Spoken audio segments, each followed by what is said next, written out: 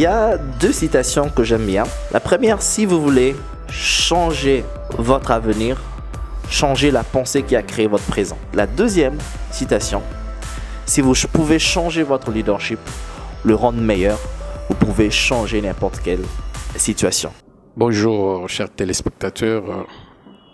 Nous sommes dans le cadre de votre émission Motivation Plus Plus.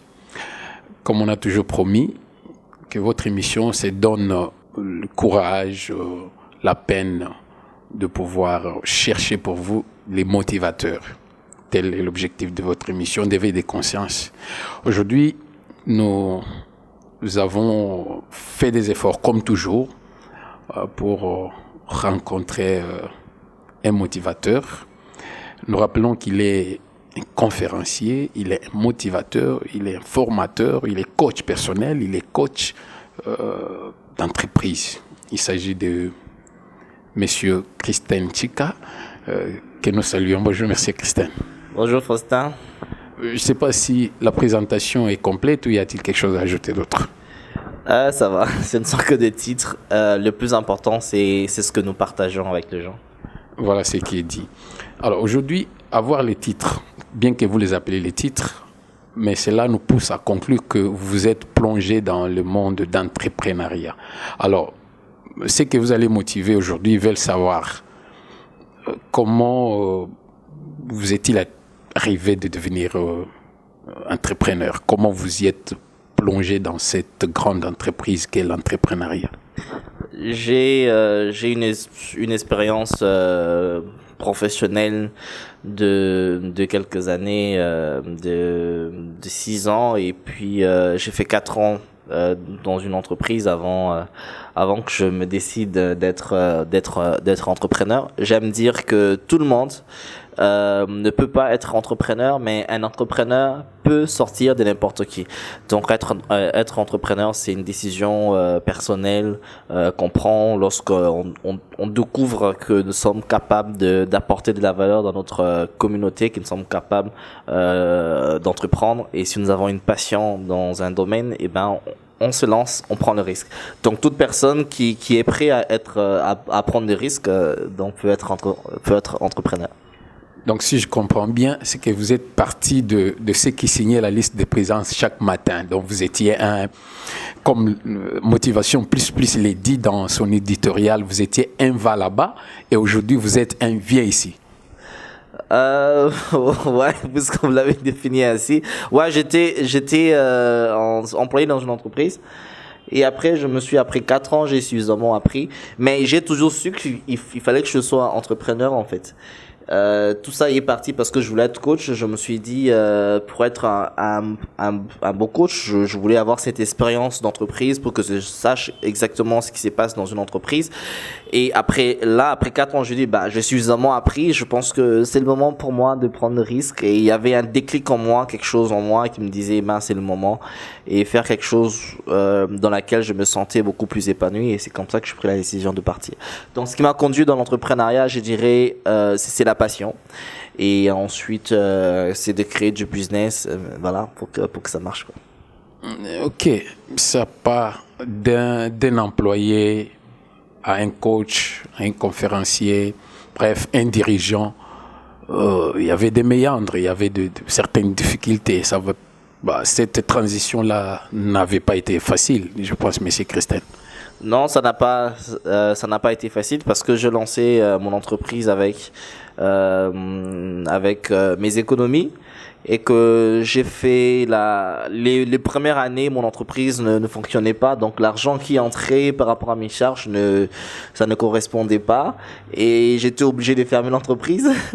J'ai fermé l'entreprise parce que je n'avais plus de moyens de payer les loyers, de payer les personnes avec qui je travaillais. J'ai fermé l'entreprise. Je suis allé, j'ai repris le monde professionnel pendant 6 mois et j'ai compris que j'étais franchement appelé à être entrepreneur. Et là, je ferme les yeux, je prends la décision de retourner dans le monde entrepreneurial, de relancer mon entreprise et ben voilà, jusqu'à ce que les choses marchent plus ou moins bien et qu'on s'en sorte. Alors j'aime toujours dire que le plus important, ce ne sont pas les difficultés, ce ne sont pas les obstacles qui se présentent devant vous, mais comment vous faites pour contourner ces obstacles-là? Quelle est la mentalité que vous avez? Est-ce que vous arrivez à voir l'opportunité derrière l'obstacle? Comment est-ce que vous préparez? Comment est-ce que vous changez les stratégies? Donc, un entrepreneur devant des difficultés, devant des obstacles, doit toujours se poser la question, comment je dois faire pour surmonter ces défis, ces obstacles, et non se dire, eh ben, il y a des obstacles, il y a des difficultés, je m'arrête là. Donc, doit toujours retrouver cette force en lui. Je dis, eh ben, je m'arrête pas. Il faut que je passe au-delà. Bon, une curiosité. L'entreprise, vous parlez de l'entreprise, comment elle s'appelle déjà? Mon entreprise porte mon nom, Christian Chika Company. J'ai pas voulu me compliquer, c'est très simple. Christian Chika Company, c'est une entreprise des formations, des coachings et des développements d'affaires. Ok. Et à quel âge cette compagnie? Quel âge? Oui. Ouais, bon, comme je l'ai dit, aujourd'hui, ça fait combien? Ça fait 3 ans, 4 ans. Bon, l'entreprise existait toujours en moi, mais ça fait exactement 3 ans depuis que l'entreprise, non, 2 ans. 2 ans depuis que l'entreprise a été relancée. Donc, 2-3 ans non-stop cette fois-ci. Ouais, 2 ans, disons, 2 ans non-stop. Est-ce que les difficultés que vous avez connues pour la transition, lorsque vous avez fermé et repris, ça persiste ou il y a eu quand même un changement? Parce que l'autre fois, vous avez dit, bon, ça n'a pas du tout collé, vous êtes retourné dans le monde professionnel et puis vous avez repris. Et cette fois-ci, les difficultés semblent, je ne sais pas. Comme je l'ai dit, un entrepreneur, c'est quelqu'un qui revoit ses stratégies, qui se réorganise, pose toujours la question comment il ira au-delà. Les difficultés, je dirais, je suis maintenant dans un autre niveau de difficultés. Ce ne sont plus les mêmes difficultés. J'ai des nouvelles difficultés, des nouveaux challenges parce que c'est un autre niveau et que nous avons changé des stades et qu'il y a des nouvelles difficultés. Bref, les difficultés d'hier ça ne persiste plus, mais plutôt on a des nouvelles difficultés, des nouveaux challenges. On essaie de surmonter encore. Donc, à chaque niveau, sa difficulté. À chaque niveau, sa difficulté. Voilà ce qui est dit. Est-ce que, si c'était à refaire, est-ce que Christian Chika emboîterait les mêmes pas?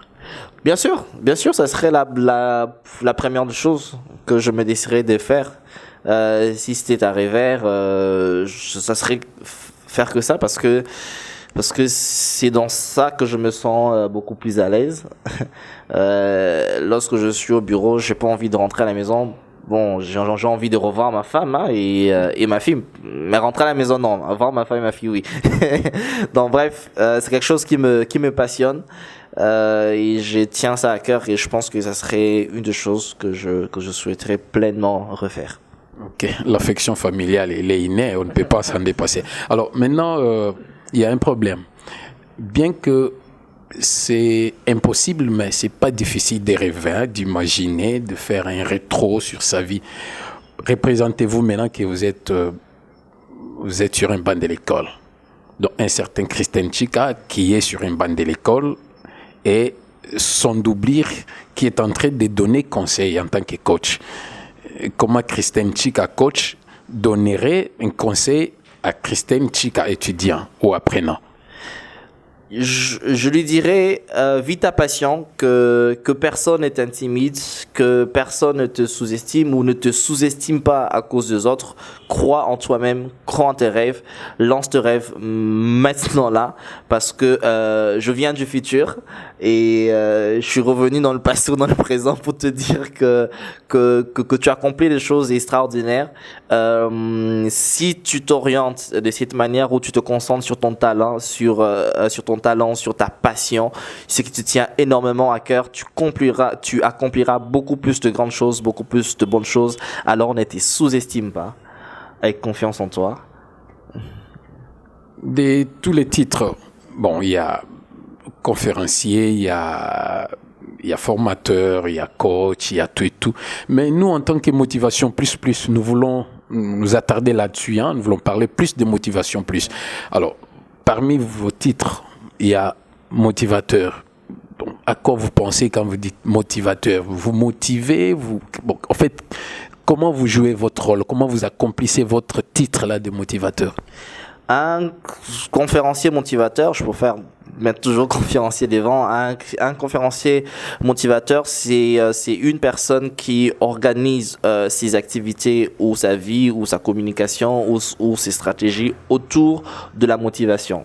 Pour moi, la motivation veut dire quoi? La motivation, pour moi, il y a deux mots. Il y a motif et action. Un motivateur, c'est quelqu'un qui donne des raisons aux gens de passer à l'action, qui amène les gens, qui crée un niveau de conscience dans la vie de personnes pour déclencher, pour provoquer le changement dans la vie de ce genre-là. Parce que le changement dans la vie d'une personne, c'est créé seulement à un certain niveau de conscience. Si la personne n'a pas suffisamment eu conscience sur ses talents, sur ses compétences, sur ce qu'il peut faire, sur ce qu'il a, sur le don, sur sa confiance en soi, sur son estime de soi, ne peut pas aller au-delà d'un certain niveau d'accomplissement. Voilà pourquoi il a besoin de la motivation, il a besoin d'un motivateur, il a besoin d'une personne qui l'amène à créer un certain niveau de conscience dans sa vie, dans sa mentalité, pour pouvoir passer à l'action, poser des actes,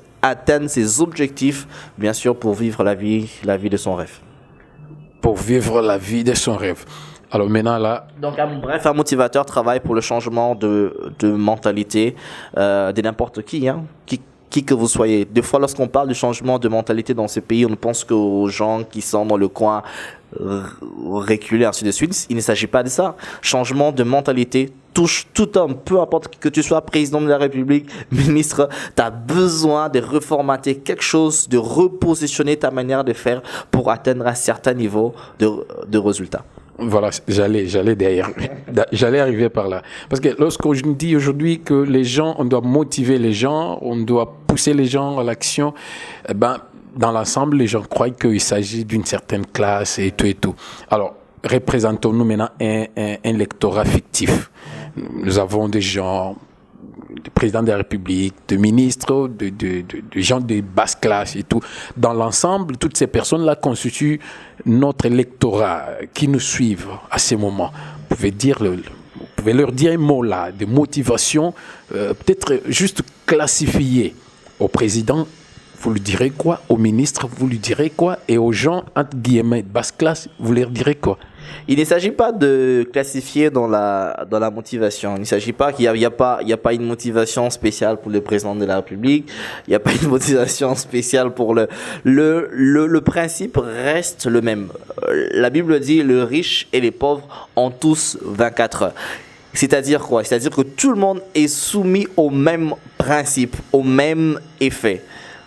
Voyez-vous? Donc tout le monde peut se retrouver dans une motivation. Aujourd'hui, lorsque je parle par exemple que ta croissance personnelle détermine les résultats que tu peux avoir, c'est-à-dire que lorsque quelqu'un qui est dans un milieu entre guillemets reculé m'écoute, qui est dans des difficultés extrêmes, lorsqu'il entend cette phrase, si tu veux aller plus loin, tu dois travailler sur toi-même, tu dois travailler sur ta croissance personnelle, tu dois travailler sur ton développement personnel. C'est dit, ok, si je vais par exemple quitter d'un certain niveau de pauvreté aujourd'hui pour atteindre un autre niveau, je dois travailler sur ma croissance personnelle. Si un président de la République entend ça, il se dit, ok, si je veux être un meilleur président, je dois travailler sur ma croissance personnel. Si un ministre entend ça aujourd'hui, il dit ok, je dois travailler sur ma croissance personnelle. Si on parle de principe de leadership aujourd'hui, que le leadership n'est pas une position, le leadership c'est l'influence,